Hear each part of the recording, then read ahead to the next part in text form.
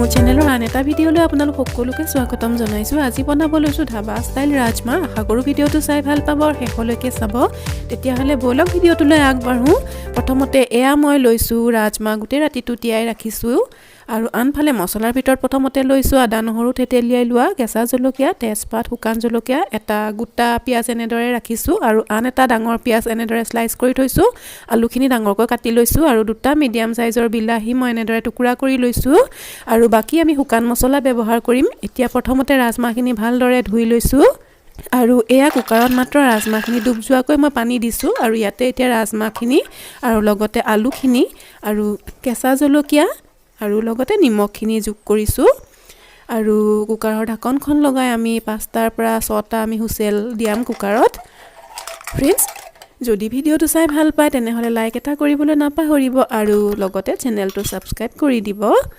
আৰু এয়া আনফালে মিক্সিৰ জাৰত লৈছোঁ মই কাটি লোৱা পিঁয়াজখিনি আৰু বিলাহীখিনি, এটা ধুনীয়া আমি ফাইন পেষ্ট তৈয়াৰ কৰি লৈছোঁ। এয়া যদি ৰাজমাহৰ পৰিমাণ বেছি হয় তেতিয়াহ'লে পিঁয়াজ এটা বা দুটা বেছিকৈ ল'ব আৰু যিটো আমি গোটা পিঁয়াজ ৰাখিছিলোঁ সেইটো মিহি মিহিকৈ আমি কাটি ল'ম। এয়া মই এনেদৰে মিহি মিহিকৈ কাটি লৈছোঁ পিঁয়াজটো আৰু এইখিনি আমাৰ বইল কৰি লোৱা ৰাজমাখিনি। এতিয়া কেৰাহীত তেল গৰম কৰি ইয়াতে দি দিছোঁ শুকান জলকীয়া আৰু তেজপাতখিলা আৰু ইয়াৰ লগতে দি দিম আমাৰ কাটি লোৱা পিঁয়াজখিনি। এতিয়া এইখিনি গল্ডেন ব্ৰাউন হোৱালৈকে অলপ সময় আমি ফ্ৰাই কৰিম আৰু এইখিনি সময়ত গেছটো মিডিয়াম টু ল' ৰাখিব। এতিয়া আমি ইয়াতে যোগ কৰি দিছোঁ আমাৰ যিখিনি থেতেলিয়াই লোৱা আদা নহৰু আছিলে সেইখিনি।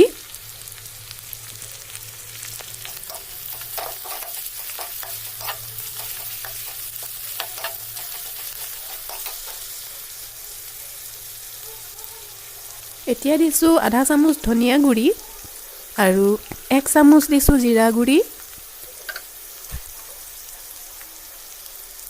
আৰু লগতে দিছোঁ কাশ্মীৰী ৰেড চিলি পাউডাৰ। এইখিনি ভালদৰে আকৌ মিহলি কৰি লৈছোঁ। এতিয়া আমি ইয়াতে দি দিম অকণমান গৰম মছলা আৰু এই গৰম মছলাকণে ৰাজমাহৰ সোৱাদটো আৰু বেছি ধুনীয়া কৰি তোলে। এয়া মই দি দিছোঁ অকণমান গৰম মছলা। গোটেইখিনি ভালদৰে আকৌ এবাৰ মিহলি কৰি ল'ম আৰু ইয়াতে এতিয়া দি দিম আমাৰ যিটো বিলাহী আৰু পিঁয়াজৰ পেষ্ট আমি তৈয়াৰ কৰি থৈছিলোঁ সেইখিনিও আমি এইখিনি সময়তে মিহলি কৰি দিছোঁ আৰু ভালদৰে এইখিনি পুনৰবাৰ আমি মিহলি কৰিম আৰু ইয়াৰ লগত এতিয়া আমি যোগ কৰি দিম হালধি পাউডাৰকণ। এতিয়া এয়া হালধি পাউডাৰকণ দি গোটেইখিনি মছলা আকৌ এবাৰ ভালদৰে মিহলি কৰি আমি 2 মিনিটমানৰ কাৰণে ঢাকনিখন লগাই দিম। এয়া চাওকচোন 2 মিনিটমানৰ পিছত দেখুৱাইছোঁ গোটেই মছলাখিনি কিমান ধুনীয়াকৈ এয়া চাওক তেল এৰিবলৈ আৰম্ভ কৰিছে আৰু লগতে ৰংটোও দেখিছেনে ফ্ৰেণ্ডছ কিমান ধুনীয়া আহিছে। এতিয়া আমি এইখিনি সময়তে যোগ কৰি দিছোঁ বইল কৰি লোৱা ৰাজমাখিনি। গোটেইখিনি এয়া মিহলি কৰি দিছোঁ আৰু এটা আপোনালোকক ওচৰৰ পৰা ৰাজমা ভাঙি দেখুৱাইছোঁ। এয়া চাওকচোন কিমান ধুনীয়াকৈ আমাৰ ৰাজমাখিনি সিজি গৈছে। এয়া ফ্ৰেণ্ডছ আমাৰ ধাবা ষ্টাইল ৰাজমা প্ৰায় ৰেডি হৈ গৈছে, কিন্তু তাৰ আগে আগে এয়া কিছুমান ৰাজমা মাজে মাজে আমি এনেদৰে ঘুটনি মাৰিডালৰ সহায়ত ভাঙি দিছোঁ যাতে আমাৰ ৰাজমাহৰ গ্ৰেভিটো আৰু বেছি ধুনীয়া হয়। আৰু এয়া আমাৰ ধাবা ষ্টাইল ৰাজমা আজি ৰেডি হৈ গ'ল। ফ্ৰেণ্ডছ, কেনে পালে বাৰু ভিডিঅ'টো চাই? আশা কৰোঁ ভাল পালে। যদি ভাল পাইছে কমেণ্ট কৰি নিশ্চয় জনাব আৰু লাইক এটা কৰিবলৈ নাপাহৰিব। আৰু এয়া গৰমে গৰমে আপোনালোকৰ কাৰণে পৰিৱেশন কৰিছোঁ আমাৰ ধাবা ষ্টাইল ৰাজমা আৰু কেইডালমান ধনিয়া পাতেৰে সজাই দিছোঁ। ফ্ৰেণ্ডছ, চেনেলটো ছাবস্ক্ৰাইব কৰিব বুলি আশা থাকিল আৰু এয়া আমাৰ তৈয়াৰ হৈ গ'ল ৰাজমাকণ আৰু ভাবিছোঁ ভাতকেইটা খাবলৈ আৰু লগতে কিবা অকণমান বনাওঁ। গতিকে মই কোমোৰা কেইটুকুৰামান এনেদৰে পাতল পাতলকৈ কাটি লৈছোঁ আৰু এইখিনি মই বইল কৰা নাই, এনেদৰে কেঁচাকৈয়ে ৰাখিছোঁ আৰু ইয়াতে ছটিয়াই দিছোঁ অলপ নিমখ আৰু এইফালে লৈছোঁ অলপ বেচন, তাতে দিছোঁ মই অকণমান হালধি, অলপ ৰেড চিলি পাউডাৰ আৰু অকণমান নিমখ দিছোঁ আৰু এতিয়া অলপ পানী দি আমি এইখিনি এটা পেষ্ট তৈয়াৰ কৰি ল'ম। এইফালে বনাইছোঁ অলপ মচুৰ দালি আৰু দি দিছোঁ অলপ ধনিয়া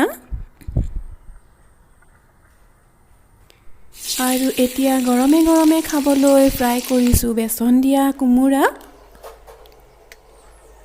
আৰু তৈয়াৰ হৈ গ'ল সাধাৰণভাৱে বনোৱা এসাঁজ ভাত ইয়াত আছে ৰাজমা মচুৰ দালি আৰু বেচন লেটিয়াই ফ্ৰাই কৰা কোমোৰা আৰু লগতে লৈছোঁ অকণমান ভোট জলকীয়া আচাৰ এই ভোট জলকীয়া আচাৰটো মই ঘৰতে তৈয়াৰ কৰা আৰু ফ্ৰেণ্ডছ আপোনালোকক যদি ইয়াৰ ৰেচিপি লাগে মোক কমেণ্ট কৰি জনাব মই এটা বেলেগ ভিডিঅ'ত ইয়াৰ ৰেচিপিটো দি দিম তো ফ্ৰেণ্ডছ আশা কৰোঁ ভিডিঅ'টো চাই ভাল পালে আৰু নতুন এটা ভিডিঅ' লৈ পুনৰ আপোনালোকক লগ পাম তেতিয়ালৈ বাই বাই ফ্ৰেণ্ডছ